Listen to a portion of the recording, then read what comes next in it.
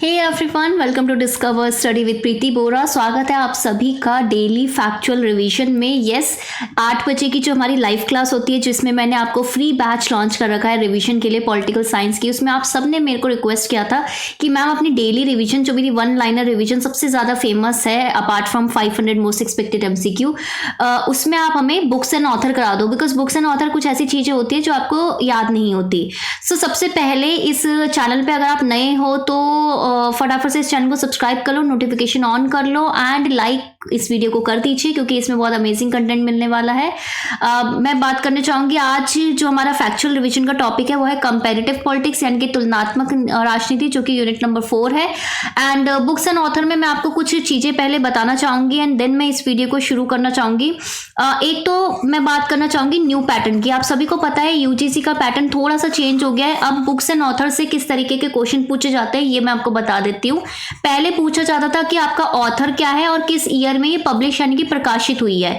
अब रिसेंटली अगर मैं बात करूं तो अगर यूनिट 4 से रिलेटेड ही बात कर लेते हैं, बाकी यूनिट की मैं उसमें कर लूंगी, सब्सिक्वेंट वीडियोस में कर लूंगी। तो यूनिट 4 में आपका क्या है कि जो बुक्स है ना उसका सेंट्रल थीम पूछा गया है कि भाई किसके कौन सा आइडिया इस बुक में से आया था, कौन सी विचारधारा इस बुक में से आई थी, कौन सी थ्योरी इस बुक में से आई थी। इस तरीके से आपसे पूछते हैं एंड पूछते हैं कि यार ये बुक में कौन से थिंकर ने क्या कंसेप्ट दिया था। ठीक है, थिंकर का कंसेप्ट दिया था, क्या क्रिटिसाइज किया था, किसी चीज की आलोचना की थी कि नहीं की थी। इसका मतलब यह है कि अब हम सिर्फ बुक्स एंड ऑथर याद करने से अपना काम नहीं चलेगा, हमें उससे एक स्टेप आगे बढ़ना पड़ेगा। हमें उनकी सेंट्रल थीम क्या बात कर रही है, ये बुक आई किस लिए है, इसमें भी फोकस करना पड़ेगा। तो आज मैं कुछ ऐसी बुक्स लेके आ रही हूँ जिसमें आपको मोस्ट इंपॉर्टेंट चीजें मिलेंगी। अच्छा, अब ये मोस्ट इंपॉर्टेंट चीजें मैं कैसे कवर अप करती हूँ, तो यूनिट 4 ऐसी यूनिट है जिसमें आपका स्टैटिक और आपका करंट अफेयर दोनों से क्वेश्चन आता है। तो करंट में जो भी चीजें चल रही है उसके हिसाब से मैंने वो बुक्स चूज करी है जो इस बार आ सकती हैं। ठीक है, सो चलिए फिर स्टार्ट करते हैं सेशन। सो फर्स्ट हमारी बुक है कल्चरल एंड इंपीरियलिज्म। ठीक है, कल्चरल एंड इंपीरियलिज्म 1993 की बुक है और एडवर्ड सेड के द्वारा ले आई गई है। अब ये बुक मैंने क्यों चुनी, क्योंकि कहीं ना कहीं अगर मैं बात करूंगी अंतरराष्ट्रीय संबंध की तो आपका न्यू कॉलोनियलिज्म यानी कि आपका नव उपनिवेशवाद और आपका ओरिएंटलिज्म, ठीक है, और प्राच्यवाद ओरिएंटलिज्म बोलते हैं कि भाई स्टडी ऑफ ईस्ट। ठीक है, हमेशा हम बोलते हैं कि भाई हमेशा सारा जो वेस्टर्न वैल्यूज है या वेस्टर्न एनलाइटमेंट है उससे हर चीज या वेस्टर्न कहीं ना कहीं न्यू कॉलोनियलिज्म जो अपने इंडो पैसिफिक में अभी रिसेंटली जो कन्फ्रंटेशन चल रही है उसमें ये न्यू कॉलोनियलिज्म और ओरिएंटलिज्म ये दोनों शब्द बहुत ही ज्यादा उभर के आ रहे हैं। तो डेफिनेटली आपके जो न्यू कॉलोनियलिज्म ओरिएंटलिज्म के जो थिंकर्स हैं एडवर्ड सेड, ठीक है, गायत्री चक्रवर्ती, स्पिवैक, ठीक है, भाभा हो गए आपके, ये तीनों बहुत ही इंपॉर्टेंट है। इस बार इससे क्वेश्चन आ सकता है, इसलिए इनकी सारी बुक आपको रिवाइज करनी है।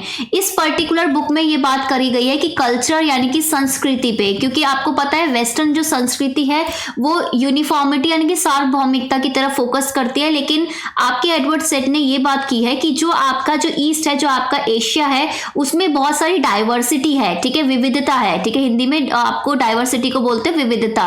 तो कहते हैं जो विविधता है, एथनिक आपकी डाइवर्सिटी है, कल्चरल आपका डिफरेंस है, इस सब चीजों को मान्यता यानी कि रिकॉग्निशन नहीं मिलती है। एंड कहीं ना कहीं ये वेस्टर्न का, क्योंकि 1993 में लिखी हुई है ये बुक, तो 93 में आपका कॉलोनियलिज्म वगैरह तो खत्म हो गया था, लेकिन नए रूप से किस तरीके से देखने को मिलता है साम्राज्यवाद, ये सब चीजें इस बुक में मेंशन है। तो इसका सेंट्रल थीम आपको पता है न्यू कॉलोनियलिज्म, ओरिएंटलिज्म और न्यू इंपीरियलिज्म। आपका कल्चर के बेसिस में हेजीमनी, आपका आधिपत्य किसी भी वैल्यूज के बेसिस में देखने को मिलता है, उसका आपका क्रिटिसिज्म यानी कि उसकी आलोचना की गई है। ठीक है, that is book number 1। Now अब आपके पास बुक नंबर 2 है। बुक नंबर 2 का नाम है critic of post colonial reason. ठीक है, सो अब एक तीसरा टाइप 3 आपका क्वेश्चन इधर मैं मेंशन करना भूल गई। मैंने बोला कि बुक के ऑथर ईयर पूछते हैं, देन आपका सेंट्रल आइडिया, कौन सा कंसेप्ट, कौन सी आइडियोलॉजी आई है, ये पूछते हैं। तीसरे टाइप का क्वेश्चन है कि पूरा बुक का फुल नेम पूछा जाता है। बुक का फुल नेम पूछने की ये नई आपकी जो टाइप का क्वेश्चन UGC देने लग गई है, इसलिए क्योंकि कॉम्पिटिशन बहुत हाई हो गया है। Critic of post colonial reason अगर इस तरीके से बुक आई तो दैट इज आपका 1999 में आपका गायत्री चक्रवर्ती स्पिवाक ने दे रखा है, जिसमें आप बात करोगे एसेंशियलिज्म और आपका स्ट्रेटेजिक एसेंशियलिज्म। ठीक है, कहाँ कहिए इनकी दो आपकी थ्योरीज भी इन्होंने दे रखी है, याद रखना। और स्ट्रेटेजिक एसेंशियलिज्म किस तरीके से अलग है, क्योंकि स्ट्रेटेजिक एसेंशियलिज्म कहीं ना कहीं बात करता है एथनिक डिफरेंस और कल्चरल जो आपका डिफरेंस है, एथनिक जो आपकी डाइवर्सिटी है, इस चीज को भी मान्यता देता है, जो कि एसेंशियलिज्म में मिसिंग थी। सो इसका पूरा नाम है towards a history of vanishing present, of the vanishing present, कि प्रेजेंट आपका वैनिश हो रहा है, साफ हो रहा है। क्यों? क्योंकि कहीं ना कहीं वेस्टर्न आधिपत्य हर ग्रुप में आपको दिख रहा है, तो उस चीज को क्रिटिसाइज कर रखा है। एंड ये भी बुक ओरिएंटलिज्म और न्यू कॉलोनिज्म की तरफ ही बात करती है, पोस्ट कॉलोनियल रीजन की, पोस्ट कॉलोनियल स्टेट की क्या हालत है उसके बारे में बात करती है। देन आता है आपके pass on democracy 1998 Robert Dahal की। तो आपको पता है रॉबर्ट दहाल ने कहीं ना कहीं आपका प्लूरलिज्म, ठीक है, पॉलीआर्की की बात कर रखी है। ठीक है, पॉलीआर्की वाला कॉन्सेप्ट इस बुक में भी नहीं कर रखा, लेकिन रॉबर्ट दहाल पॉलीआर्की की बात करते हैं कि ऐसा सिस्टम कि समाज में जो भी पावर है वो डिवाइडेड होगी, सारे आपके एथनिक ग्रुप्स, सब ग्रुप्स के पास अपना इक्वल बेसिस में इन्होंने बात कर है। इन्होंने बोला है कि डेमोक्रेसी में आपको क्या होता है कि डेमोक्रेसी में से मेजॉरिटी रूल वगैरह नहीं होना चाहिए, उसमें हर किसी को पावर मिलनी चाहिए, शेयरिंग होना चाहिए। तो इनका जो कंसेप्ट है रॉबर्ट दहाल का, जो उन्होंने प्रॉब्लम्स बताई है पॉलिटिकल सिस्टम में, पॉलिटिकल एनालिसिस में जो भी प्रॉब्लम करके उन्होंने बताई है, वो किस तरीके से डेमोक्रेसी में रिफ्लेक्ट होती है, किस तरीके की डेमोक्रेसी होनी चाहिए। 5 इन्होंने बात की है कि डेमोक्रेसी का मतलब क्या होता है, वोटिंग राइट्स, पार्टिसिपेशन की आपको होना चाहिए, इंफॉर्मेशन होनी चाहिए, अवेयरनेस होनी चाहिए, ये सारी चीजें इन्होंने इस बुक में मेंशन कर रखी है। नेक्स्ट आता है आपके पास book number 4 is escape from freedom, आपका ये एरिक फ्रॉम का। सो ये एरिक फ्रॉम बहुत ही इंपॉर्टेंट है, अगर आप इक्वालिटी एंड लिबर्टी की भी डेफिनेशन देखते हो तो इनकी आपको देखने को मिलेगी। 1941 का है, इसमें इन्होंने बात की है ऑथोरिटेरियन स्टेट की। ठीक है, ऑथोरिटेरियन स्टेट यानी कि जो सत्तावादी जो राज्य होता है किस तरीके से अपना आधिपत्य जमाता है, उसकी बात करा है कि फ्रीडम से कैसे अलग है उसकी बात की है। ट्रू फ्रीडम क्या है उसकी डेफिनेशन दी है इन्होंने। एंड 1941 की बुक है, तो डेफिनेटली सेकेंड वर्ल्ड वॉर के टाइम की बुक है, तो ऑथोरिटेरियन स्टेट का पूरा इंपैक्ट इसमें देखने को मिलेगा। थर्ड बुक आपका नेक्स्ट 5th बुक है आपके पास एस्पेक्ट्स ऑफ पॉलिटिकल डेवलपमेंट, 1966 में आई थी ल्यूसिन पाई के द्वारा। तो इन्होंने बोला था कि जब भी राजनीतिक पॉलिटिकल डेवलपमेंट होते हैं तो उसके 3 आपके एस्पेक्ट होते हैं। फर्स्ट होता है आपका इक्वालिटी, इक्वालिटी का मतलब होता है समानता। बाय द वे अगर आपको ये PDF चाहिए तो उसके लिए @ डिस्कवर स्टडी टेलीग्राम में आप ले सकते हैं। देन होता है, लेकिन नेक्स्ट डे मिलेगी, कैपेसिटी, कैपेसिटी यानी कि अपनी क्षमता के हिसाब से। और तीसरा होता है ये डिफरेंशिएशन, डिफरेंशिएशन यानी कि होता है आपका विभेदीकरण, यानी कि आपका क्या बोलते हैं जो हर एक जो डेवलपमेंट है सबको इक्वल मिलनी चाहिए, सबकी क्षमता के हिसाब से मिलनी चाहिए, और सबका डेवलपमेंट अलग अलग है, ये चीज का इन्होंने रिकॉग्नाइज कर रखा है इस पर्टिकुलर बुक में। नेक्स्ट बुक आती है आपके पास book number 6 that is political development and political decay, यानी कि पॉलिटिकल डेवलपमेंट क्या है, विकास क्या है। हंटिंगटन, SP हंटिंगटन के द्वारा दी गई ये बुक है। हंटिंगटन कहीं ना कहीं आपको पता है डेमोक्रेसी को सपोर्ट करते थे। डेमोक्रेसी को सपोर्ट मतलब कि पावर किसके पास होनी चाहिए, मासेस के पास, मेजॉरिटी के मतलब मेजॉरिटी नहीं बट मासेस के पास होनी चाहिए, लोगों के पास होनी चाहिए। एंड इनकी एक और बुक है डेमोक्रेटाइजेशन पे, वो आप मुझे कमेंट करके बताइए। एंड अगर अभी तक भी आपने इस वीडियो को लाइक नहीं किया है ना, तो अभी भाई अभी क्या अभी करो। एंड देन इन्होंने बात की है पॉलिटिकल डिके की। ठीक है, डेवलपमेंट तो होता है, लोगों के पास पावर दे दो तुम, लेकिन कितनी पावर होनी चाहिए लोगों के पास, इस पे भी इन्होंने बात की है। तो इन्होंने बोला है कि अगर लोगों के पास इतनी पावर हो जाती है जितना आपका इंस्टीट्यूशन से ज्यादा है, तो इंस्टीट्यूशन कहीं ना कहीं उनको कंट्रोल नहीं कर पाएगा, और लोग अपने मन के बेसिस पे डिमांड करने लगेंगे, स्टेबिलिटी, स्थिरता को इंपैक्ट पड़ेगा। तो ये कैसी सिचुएशन होती है, ये होती है पॉलिटिकल डिके की सिचुएशन। कहीं ना कहीं इंस्टीट्यूशन और लोगों को पावर शेयर करनी चाहिए, लेकिन कहीं ना कहीं जो पावर का जो रुख है वो इंस्टीट्यूशन की तरफ ज्यादा ही होना चाहिए, सो दैट कि कंट्रोल कर सके, सो दैट कि लॉ एंड ऑर्डर बने रहे, सो दैट कि स्थिरता बनी रहे। और स्थिरता बहुत ही इंपॉर्टेंट है आपकी डेमोक्रेसी के लिए। नेक्स्ट आता है आपके पास स्टेजेस ऑफ पॉलिटिकल डेवलपमेंट। ठीक है, अब आपके पास 2 तरीके की बुक है, एक तो है आपके book number 7 stages of political development, और दूसरा है स्टेजेस ऑफ इकोनॉमिक ग्रोथ। ठीक है, अब ये 2 अलग अलग बुक है, और कभी भी इसमें कंफ्यूज मत होना। लोग बुक नंबर 7 को बात करते हैं, रुस्तो नहीं, रुस्तो ने बात की है स्टेजेस ऑफ इकोनॉमिक ग्रोथ की। आपका जो आर्थिक आपका जो विकास होता है, 1960 की बुक है ये, कैसे होता है। इन्होंने बोला है कि 5 चरण है, एक तो आपका ट्रेडिशनल, ठीक है, फिर pre condition to take off, फिर टेक ऑफ वाली सिचुएशन, ठीक है। उसके बाद आपका क्या बोलते हैं, ठीक है, इस तरीके से इन्होंने बात की कि भाई आपका किस तरीके से 5 स्टेजेस है, तो 3 आपने स्टेजेस मैंने बताई, बाकी बताओ आपका मेच्योरिटी वाला स्टेज और मास कंजप्शन ऐसा है क्या, है कि नहीं है, ये मुझे बताओ कमेंट सेक्शन में। 5 स्टेज को मुझे कमेंट करके बताइए। तो इन्होंने बोला है कि हर एक जो कंट्री है एक लीनियर पाथ फॉलो करती है डेवलपमेंट का, कहीं ना कहीं ये सही नहीं है, सबका डेवलपमेंट अलग होता है। तो ये इन्होंने 5 स्टेजेस बताई है इकोनॉमिक ग्रोथ के लिए, एंड ये आपका डब्ल्यू रोस्टो द्वारा दी गई है। वहीं स्टेजेस ऑफ पॉलिटिकल डेवलपमेंट की मैं बात करूं, इसका पॉलिटिकल डेवलपमेंट में 4 डेवलपमेंट बता रखा है, वो 4 चीजें आप मुझे बताइए। अबंडेंस होगा, ठीक है, इंडस्ट्रियलाइजेशन, क्या क्या ये 4 स्टेजेस को क्रम में बताओ, क्योंकि ये भी क्वेश्चन आपको, एंड ये जो ये वाला इसका भी जो क्रम है, ये दोनों आपका पीवाईक्यू में पूछा गया है, ठीक है। ये AFK ऑर्गेन्स्की की है, एंड ऑर्गेन्स्की एंड रुस्तों का जो दोनों का डेवलपमेंट है उसका क्रम पूछा गया है, उसका कौन सी बुक में मेंशन है वो पूछा गया है। इस तरीके से आपके क्वेश्चन आ चुके हैं, तो ये आप मुझे कमेंट करके बताएंगे। वीडियो को लाइक अभी भी कर सकते हो, आपके पास पूरा मौका है। नेक्स्ट आता है आपके पास वर्ल्ड इनइक्वालिटी, यानी कि सामाजिक आपके पास असमानता, 1975 की बुक है। तो ये इमैनुअल वॉलेस्टीन की है। इमैनुअल वॉलेस्टीन ने आपको पता है वर्ल्ड सिस्टम थ्योरी दी थी। हालांकि ये जो वर्ल्ड सिस्टम इनका जो थ्योरी है कि पूरा वर्ल्ड विभाजित है, आपका कोर हो गया, सेमी पेरिफेरी एंड पेरिफेरी में, इसमें आप मुझे बताइए कि इंडिया कौन सी स्टेज में आता है और किस बेसिस पे, किस आधार पे इन्होंने वर्ल्ड को डिवाइड किया है। एंड मुझे एक और क्वेश्चन का आंसर चाहिए कि क्या इमैनुअल वॉलेस्टीन की जो विचारधारा है ये वाला, क्या ये सपोर्ट करती है डिपेंडेंसी थ्योरी, यानी कि जो डिपेंडेंसी निर्भरता सिद्धांत है, क्या उसके पक्ष में है या फिर उसकी आलोचना करते हुए इन्होंने ये थ्योरी दी थी? इस क्वेश्चन का आंसर मुझे दे दीजिए। तो इन्होंने बताया था कि वर्ल्ड, ये जो थ्योरी सिस्टम बात की थी, ये इन्होंने किसी और बुक में दी थी, वो भी आप मुझे कमेंट करके बता सकते हैं। एंड अगर नहीं आया तो मैं डेफिनेटली आपको शाम में रिवीजन कराऊंगी, तब तो पक्का बता ही दूंगी। तो उन्होंने कहा था कि वर्ल्ड जो असमानता है वो किस तरीके से है, ये इसमें बात की थी। नेक्स्ट बुक नंबर 10 है, देखो, the political economy of growth. अब देखो, ये एक आपके पास ये बुक थी कि the stages of economic growth, ठीक है। अब ये आपके पास डिफरेंट बुक है, तो प्लीज जो सेम टाइप की बुक है उसमें कंफ्यूज मत हुआ करो।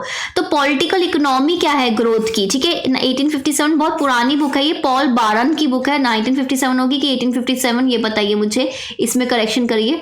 पॉल बारन की बुक है ये, ठीक है। नेक्स्ट आता है आपके पास the top down policy making, ठीक है। आपको पता है, अगर मैं पब्लिक पॉलिसी की, सार्वजनिक नीति की बात करूं तो थॉमस आर डाई बहुत ही इंपॉर्टेंट, बहुत ही अमेजिंग नाम है। तो ये कहते हैं कि टॉप डाउन पॉलिसी मेकिंग किस तरीके से होता है, क्या उसके डूज एंड डोंट्स है पॉलिसी मेकिंग में, ये इन्होंने 2001 में इसमें डिफाइन कर रखा है कि नीति कैसे बनाई जाती है।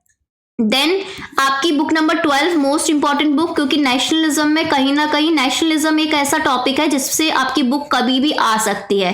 तो ऐसी 2 मैंने बुक नेशनलिज्म पे आपको दे रखी है। जैसे कि पहली है आपके पास इमेजिन्ड कम्युनिटीज, की नेशनलिज्म क्या है, एक काल्पनिक आपका समुदाय है, ठीक है। रिफ्लेक्शन, अब इसमें भी आपसे पूछ सकता है फुल नेम, क्योंकि देखो इतना बड़ा नाम है। Reflections of the origin and spread of nationalism कैसे हुआ, 1983 की बुक है, बेनेडिक्ट एंडरसन के द्वारा। इन्होंने बोला है कि इमेजिन्ड आपके क्या है, नेशनलिज्म क्या है, इमेजिन पॉलिटिकल कम्युनिटी, ठीक है। पॉलिटिकल याद रखना, ठीक है। तो पॉलिटिकल कभी भी आपको ऐसे इमेजिन सोशल कम्युनिटी, इमेजिन ये कम्युनिटी वो कम्युनिटी ऐसा पूछ सकते हैं, लेकिन आपको पता होना चाहिए कि पॉलिटिकल से संबंधित है।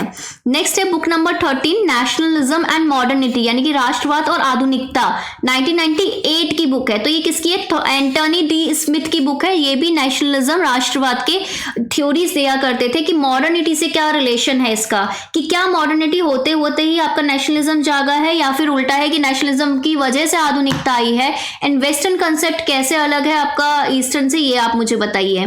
देन बुक नंबर 14 है, ये मोस्ट इंपॉर्टेंट बुक है, इस ईयर ये पूछी गई थी। 2023 का जो फेब का एग्जाम था, पूछा गया था कि रेचिड ऑफ द अर्थ का प्रीफेस किसने लिखा है, ठीक है। तो आपको पता है जीन पॉल सार्ट्रे ने लिखा है। अब जिसने ये बुक नहीं पढ़ी होगी तो उसको तो पता नहीं होगा, मैंने पढ़ रखी थी ये बुक, 1961 की बुक है। फ्रांस फैनॉन साइको एनालिस्ट थे, उनकी बुक है ये।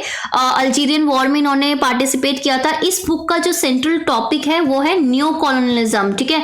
न्यू कॉलोनियलिज्म की वजह से, न्यू कॉलोनियलिज्म पे इन्होंने टिप्पणी दी है। इन्होंने बात की है कॉलोनियलिज्म की, जो कॉलोनियलिज्म था ठीक है। टिप्पणी आपने न्यू कॉलोनिज्म पे इन्होंने सजेशन वगैरह ये सब रिकमेंडेशन दिया कि किस तरीके से आया है अब नया, लेकिन कॉलोनियलिज्म का क्या साइकोलॉजिकल इम्पैक्ट पड़ा, ठीक है, साइकोलॉजिकल इम्पैक्ट क्या पड़ा इस पे बात की है। और इन्होंने इस बुक में ये भी बोला है कि वॉयलेंस क्यों करते हैं लोग, क्यों लीडरशिप की क्या रोल है, कि ठीक है अगर आप किसी भी कॉलोनियलिज्म को अपोज करते हो तो वो मूवमेंट एकदम स्पॉन्टेनियस एकदम अचानक से कैसे होती है, क्या उधर लीडरशिप होती है कि नहीं होती, उधर लंपन प्रोलेटेरिएट का क्या रोल है, ठीक है। उसके बाद उन्होंने बोला पार्टी लीडर का क्या रोल है, इस तरीके से इन्होंने बात कर रखी है, ठीक है, पूरी बुक में। लास्ट का जो चैप्टर है उसमें उन्होंने बात कर रखी है कि नेशनल कॉन्शियसनेस कल्चर का क्या रोल है, ठीक है। फिर देन लास्ट में इनके पूरा केस स्टडी है कि साइकोलॉजिकल इम्पैक्ट क्या कर पड़ता है, तो साइको एनालिसिस है ये पूरा की कॉलोनियलिज्म की लास्ट बुक। अब लेकिन अभी जाना मत, क्योंकि 3 क्वेश्चन और देके जाऊंगी मैं आपको, जो कि अब मैं आपको कल बताऊंगी। हेजीमनी एंड सर्वाइवल, हेजीमनी यानी कि आधिपत्य और आपका सर्वाइवल किस तरीके से होता है। अमेरिका, अब देखो ये भी इतना बड़ा नाम है तो फुल नेम पूछा जा सकता है, America quest for global dominance, America का जो क्वेस्ट है कि ग्लोबल डोमिनेंस करना है 2003 का, तो न्योमी चॉम्स्की, ठीक है, ये आपका बुक मैच द फॉलोइंग में या करेक्ट इनकरेक्ट में आ चुकी है, डेफिनेटली एक बार आ चुकी है। तो हेजीमनी और सर्वाइवल, ठीक है, इस तरीके से आपसे पूछा जा सकता है किसकी बुक है, न्योमी चॉम्स्की की। एंड पूरा नाम भी आपसे पूछा जा सकता है, ईयर भी पूछा जा सकता है, ये कुछ टॉपिक्स है, थीम है, आपसे पूछा जा सकता है। अमेरिका का डोमिनेशन कैसे हुआ आफ्टर कोल्ड वॉर, ठीक है, ये आपका बेसिकली इसका पूरा थीम है। अब ये तो हो गए आज की बुक्स, ठीक है। अब मेरे को आप कुछ क्वेश्चंस का आंसर दीजिए। मैं आपको ये 3 बुक देके जा रही हूँ, आप मुझे इनके ऑथर, ठीक है, ये जो बुक्स हैं ये आप देख लीजिए स्क्रीन में। पहली है कि how Europe under developed Africa, ये बुक नंबर 1 है। इन सब का क्या आपको मुझे बताना है, ऑथर बताना है, ईयर ऑफ पब्लिशिंग बताना है, एंड सेंट्रल आइडिया बताना है कि किसके इर्द गिर्द ये घूमती है। और अगर इन कोई ऐसी बुक है जिनका फुल नेम है इससे आगे, तो वो भी आप मुझे बताओगे, क्योंकि ये 4 तरीके के ही क्वेश्चन आते हैं तो हम इन्हीं को ही टारगेट करेंगे। देन है आपका book second, book number 2, the shock doctrine, the rise of disaster capitalism. अब इसमें क्या था, इसका सेंट्रल आइडिया क्यों था, ये भी आप मुझे बताएंगे। तीसरा है नेकेड इंपीरियलिज्म, ठीक है। एंड सारी बुक का मैं बताऊं कि कोई भी बुक ऐसी नहीं होती जिसका हिंदी ट्रांसलेशन होता है, दैट इज वाई आप क्या करोगे, आप फोकस करोगे कि इंग्लिश पे ही। क्यों, क्योंकि हिंदी ट्रांसलेशन बुक का अगर आपका नाम है हिंदी या इंग्लिश में सेम ही रहेगा, तो इस वजह से। अब जितने भी लोग इस वीडियो को देख रहे हैं उनके लिए एक बहुत ही इंपॉर्टेंट सूचना, वो सूचना यह है कि डेली 8 बजे रात में आपका लाइव सेशन होता है, रिविजन होता है, कंप्लीटली फ्री बैच है, जरूर आइएगा। एंड अभी आज क्लास नंबर 8 होने वाली है, अगर आपने नहीं की तो पुरानी क्लासेस करके आइएगा। हर सैटरडे, अगर आपको बात बताऊं तो हर सैटरडे आपका टेस्ट होता है, लाइव टेस्ट होता है, इसमें भी आपको आना है। देन आपका डेली 8 बजे ये जो फैक्चुअल वीडियो है, फैक्चुअल रिवीजन मैं आज से शुरू कर रही हूँ, ये डेली मैं सुबह 8 बजे डाल दूंगी, तो आप अपने हिसाब से देख लीजिएगा। चैनल को सब्सक्राइब कर लो, नोटिफिकेशन ऑन कर लो। एंड इतनी अमेजिंग वीडियो को अगर आपने अभी तक लाइक नहीं किया तो भाई बहुत बेकार बात है। मुझे जरूर बताना कि आपको ये वीडियो कैसी लगी, और मुझे ये भी बताना कि आपको कौन से टॉपिक में दिक्कत है, सो दैट मैं वो प्रॉब्लम सॉल्व कर सकूं, ठीक है। Bye bye, take care, have a nice day.